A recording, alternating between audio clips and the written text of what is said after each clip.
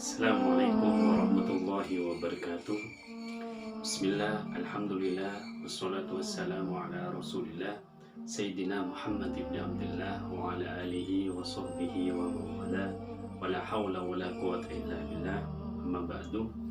Perkenalkan, saya Misbahul Munir, mahasiswa PPG dalam jabatan tahun 2022 di UIN Sunan Kalijaga, Yogyakarta.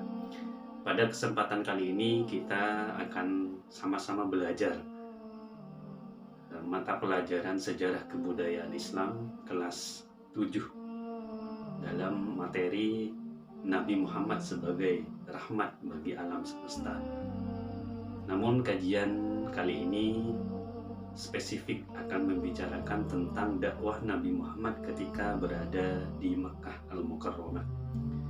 Yang pertama yang akan kita bahas atau kita pelajari adalah riwayat hidup Nabi Muhammad SAW. Nabi Muhammad lahir pada tahun 570 Masehi. Ada sebagian pendapat yang mengatakan bahwa beliau lahir 571 Masehi. Ada dua versi, cuman yang kesemuanya itu antara tahun 570 sampai 571 Masehi. Dan kebetulan tahun itu dikenal dengan sebutan tahun gajah, karena ketika Nabi Muhammad belum dilahirkan ada ekspansi besar dari Raja Abraha menggunakan tentara yang bergajah untuk menghancurkan Ka'bah. Maka pada tahun itu dikenal dengan sebutan dengan tahun gajah. Nabi Muhammad lahir dari seorang ayah bernama Abdullah dan dari ibu bernama Siti Aminah atau Sayyidah Aminah. Nasab Nabi Muhammad SAW adalah Nabi Muhammad bin Abdullah, Abdullah anak Abdul Muthalib, Abdul Muthalib anak Hashim, Hashim anak Abdi Manaf, Abdi Manaf anak Qusay, Qusay anak Murrah, Murrah anak Kilab, Kilab anak Ma'at, Ma'at anak Khuzaimah, Khuzaimah anak Mudrika, Mudrika anak Ilyas, Ilyas anak Mudar, Mudar anak Nizar, Nizar anak Ma'at, Ma'at anak Adnan. Adapun dari Adnan ke atas itu masih terjadi perbedaan, terjadi ikhtilaf yang nantinya nasab Nabi Muhammad itu akan tersambung kepada Nabiullah Ismail alaihissalam. Dan Ismail adalah putra dari Nabi Ibrahim alaihissalatu wassalam. Nabi Muhammad sudah menjadi yatim piatu atau ditinggal oleh ayahandanya ketika beliau masih berada dalam kandungan. Dan pada usia 6 tahun, beliau juga ditinggal oleh ibundanya, yaitu Sayyidah Aminah.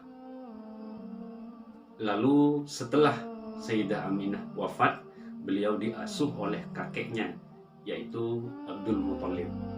Kemudian setelah Abdul Muthalib juga wafat, maka diasuh oleh pamandanya, yaitu Abu Thalib.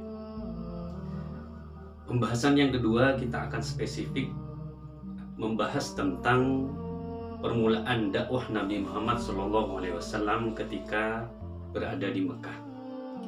Nabi Muhammad SAW diangkat menjadi utusan pada usia 40 tahun. Berarti dari tahun 570 Masehi, beliau 40 tahun setelah itu, maka pada tahun di mana beliau dilantik menjadi utusan adalah tahun 610 Masehi.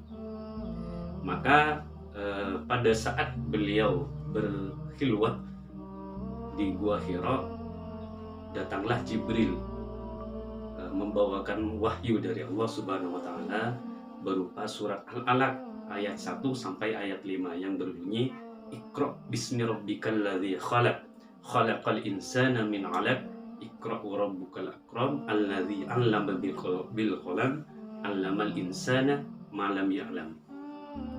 Maka setelah mendapatkan wahyu itu, resmilah Nabi Muhammad diangkat menjadi utusan. Namun pada saat itu beliau masih ketakutan hingga akhirnya pulang dari Gua Hira dengan kondisi yang tidak stabil, kemudian pulang disambut oleh istrinya yaitu Sayyidah Khadijah. Kemudian beliau berkata, "Zammiluni, zammiluni, selimuti aku." Maka pada saat beliau tertidur, lalu mendapatkan wahyu yang kedua yang berupa seruan dari Allah untuk melaksanakan dakwah. Dan ayat itu adalah ayat Al-Mudaththir. Ya ayyuhal mudaththir qum fa'anzir wa rabbuka fakabbir wa thiyabaka fatahhir wa rujza fahjur wa la tamnun tastaksir wa li rabbika fasbir.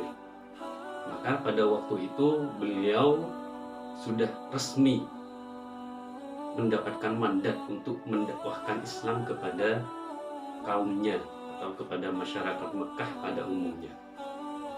Namun ketika seruan dakwah itu sudah diterima oleh Rasulullah SAW, beliau tidak langsung diperintah untuk mendakwahkan Islam pada semua orang, tapi spesifik diperintahkan untuk berdakwah pada golongan keluarga terdekat. Itu terbukti dengan adanya ayat yang menyerukan bahwa Rasulullah harus diperintahkan atau diharuskan untuk dakwah kepada sanak familinya, yaitu ayat yang berbunyi wa anzir ashiratakal aqrabin. Maka pada waktu itu bismillah Nabi Muhammad menyandang atau mendapatkan perintah untuk dakwah secara sembunyi di Mekah Al-Mukarramah.